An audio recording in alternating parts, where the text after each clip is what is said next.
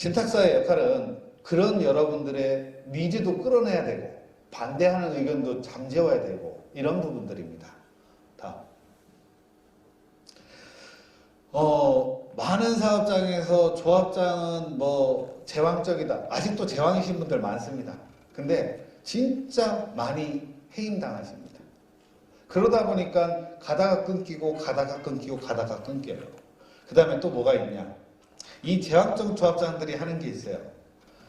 저희 직원 중에 한 명이 그 재개발 사업장의 대의원이었어요. 그러니 그 사업에 대해서 얼마나 잘 이해를 하겠습니까? 그래서 이게 잘못됐다, 이게 잘못됐다, 이게 잘못됐다를 대의원들한테 다 설명을 합니다. 그럼 대의원회가 부결되겠죠. 대의원회 부결되면 조합장이 어떻게 하냐? 직권 상정해버립니다. 총회. 그리고서 총회를 어떻게 통과시키겠습니까? 어떻게 하면 통과될까요? 아웃소싱이죠. OS 잔뜩 돌려가지고 찬성표 다 받아버리는 겁니다. 그러면 이 친구가 그러면서 느끼더라고요. 내가 대의원으로서 역할을 그렇게 했는데도 불구하고 저렇게 장악된 조합을 못 이기더라. 그래서 본인은 다시 내가 사업한다면 무조건 신탁 방식을 하겠다. 이런 얘기를 했었습니다. 다음. 그래서 토지 등 소유자가 각각이 네 말도 맞고 네 말도 맞고 네 말도 맞고 네 말도 맞다. 여러분들의 의견을 다 내셔야 됩니다. 그러한 의견을 수렴을 해서 저희가 솔루션을 제시를 하는 거고요. 이런 게 어떤 거냐면 저희가 하고 있는 신길 19역이라는 사업장에서 8사 이상을 많이 져야 된다는 사람들이 있었고요. 조합원들이 돈이 없기 때문에 4구나 이런 거를 져야 된다는 분들도 있었어요. 누구 말이 맞냐? 여러분들 의견이 다 맞습니다. 그래서 저희는 뭐라고 했냐면 가치를 올리기 위해서는 8사가 맞는데 8사를 너무 많이 줘도 안 된다. 그러면 일반 분양이 줄어들기 때문에 돈을 많이 내셔야 된다. 그렇다고 4구는 아니다. 근데 위원회에서 위원장께서는 조합원이 돈이 없기 때문에 4구도 필요하다. 많이 줘야 된다라고 했어요. 그래서 저희가 낸 결론은 뭐냐면 지금 시기는 멀었지만 분양 의향서를 받겠다. 그래서 4구를 신청하시는 그 조합원에 한해서만 나중에 자격을 주겠다. 해서 신청을 받아봤더니 딱 2세대만 4구를 신청하신 거예요. 4구 다 없어졌죠. 이런 게 저희가 여러분들의 의견을 다 듣고 틀렸다가 아니에요. 다른 겁니다. 의견이라는 게. 다른 의견에 대해서 저희가 답을 내드리는 이런 것들이라고 보시면 될 것 같아요. 다음. 그래서 저희 사업자 같은 경우에 매월 우리가 뭔 일을 했고 뭔 결정을 했고 돈을 얼마가 나갔고 이러한 부분들을 매달 보내줍니다. 그 다음에 거기 그 현장 같은 경우는 우리 위원장님이나 부위원장님이 상당히 소통을 잘 하세요. 그래서 조합원들이 궁금해하는 것을 카톡방을 통해서 운영을 하세요. 그래서 궁금한 걸 저희한테 묻습니다. 그래서 저희가 설명을 해드리면 그걸 다시 카톡방에다 전달을 해주세요. 이게 장점이 있더라고요. 어떤 장점이 있느냐. 제가 안 맛있게 설명하고 얘기를 한다고 하더라도 저는 그냥 시행자고 직원이에요. 근데 본인은 조합원이잖아요. 조합원 입장에서 설명을 해드리니까 너무들 쉽게 이해하고 그다음부터는 분란이 없어요. 이러한 부분들을 저는 강력 추천드립니다. 다음. 이 신길 19역에서 재미난 게 뭐냐면 감정평가를 했더니 민원이 폭주가 했습니다. 감정평가하면 당연히 그럴 거예요. 우리 여기도 3,000명 넘는 분들이 감정평가를 받는데 감정평가하고 나면 이제 뭐가 나오냐. 옆집이 왜 나보다 더 비싸. 우리 집은 인테리어 했는데 왜 이래. 뭐 이런 것들 엄청나거든요. 여기도 마찬가지였어요. 전체 중에 이의 신청하신 분들이 이렇게나 많았어요. 전체 요 사람들이 이의를 신청한 거예요. 근데 일반 조합 방식에서는 뭐라고 하냐면 이거는 법대로 한 거니까 아무 상관이 없습니다. 막 이런 식으로 하고 넘어가죠. 근데 저희는 감정평가서를 모아놓고 별도의 설명회를 다시 진행을 했어요. 그래서 그 부분을 가지고서 충분히 설명을 했고 이견이 있는 거에 대해서 합당한 부분은 조정을 다 했습니다. 그랬더니 나중에 관리처분할 때 이 감정평가 결과에 대해서 반대하신 분이 딱 한 분 있었습니다. 이런 게 소통이라고 보시면 될 겁니다. 근데 만약에 이게 그렇지 않은 조합이었다고 하면 관리처분이 깨질 수가 있죠. 이런 게 큰 차이라는 말씀을 드리는 겁니다. 다음. 자, 컨트롤 타워가 뭐냐? 조합 방식으로 가면요. 각자 협력업체를 뽑습니다. 근데 그 협력업체를 누가 관리합니까? 관리하는 사람이 없습니다. 뽑아는 놨는데 돈은 주는데 관리하는 사람이 있어요? 없어요. 가끔 조합에 무슨 기술이사다 뭐다 뭐 있지만 그분들이 이런 협력업체의 내용을 다 알지를 못해요.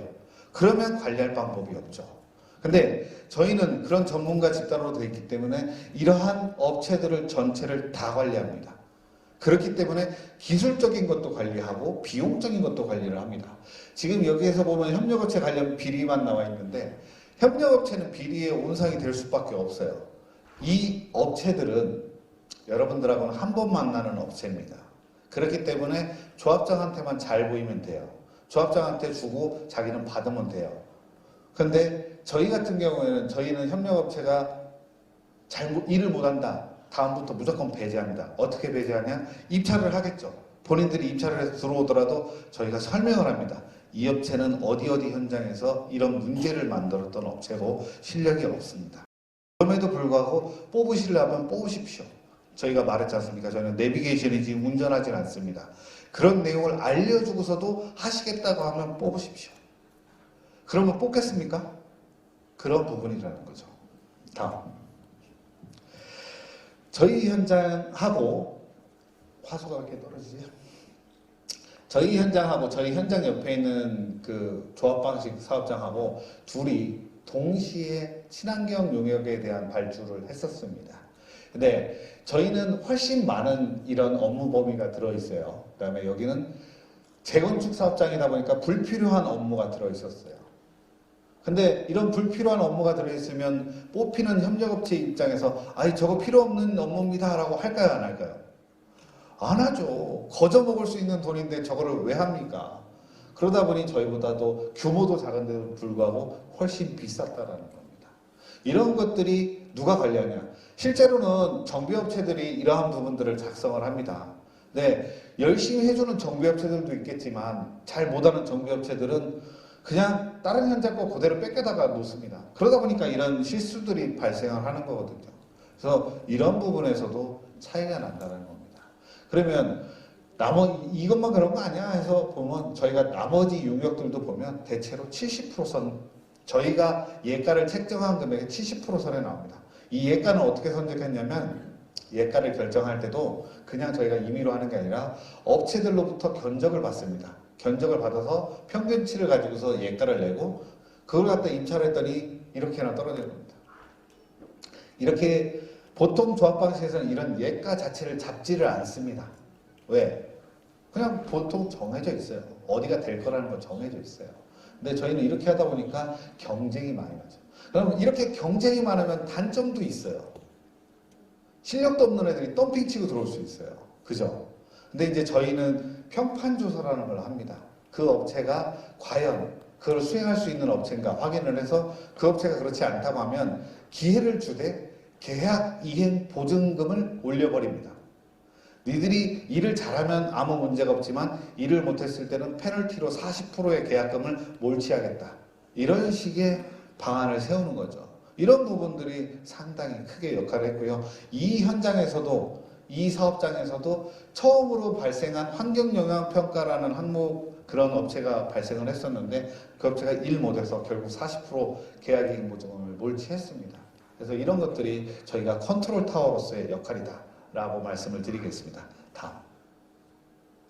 그래서 협력업체를 선정할 때는 저희가 직원들이 일일이 용역 범위를 검토를 하고 견적을 산출하고 예가를 수립하고 무조건 나라장터를 통해서 입찰을 합니다. 그래서 이런 것들 때문에 투명하고 최소화된 이런 것들이 진행이 가능한 것입니다. 다음. 그래서 아까 설명도 드렸지만 조합 방식인 경우에는 이러한 협력업체들이 자기들끼리 얘기하지 조합한테 뭐를 가지고서 조합의 컨트롤을 받으면서 가지 않습니다. 근데 저희 같은 경우에는 저희가 이러한 모든 협력업체를 컨트롤해서 조합에 아니면 정비사업위원회에 보고하는 방식으로 가는 겁니다. 그렇기 때문에 컨트롤 타워 역할을 확실히 할 수 있는 겁니다. 다음. 이 사업장 같은 경우에도 교통영향 평가라고 해서 나중에 우리도 교통영향 평가 받아야 됩니다. 근데 교통영향 평가 받으면서 나온 의견이 뭐냐면 지하 주차장은 순환 동선 체제로 재설계할 것. 이게 어려워 보이지만 내용은 단순합니다. 지하 주차장을 조금 심플하게 깔끔하게 져라 이런 내용이에요. 근데 이런 내용이 나오다 보니까 협력업체는 뭐라고 하냐면 주차 대수를 줄이겠습니다. 주차 대수 줄이면 아무래도 심플해지겠죠.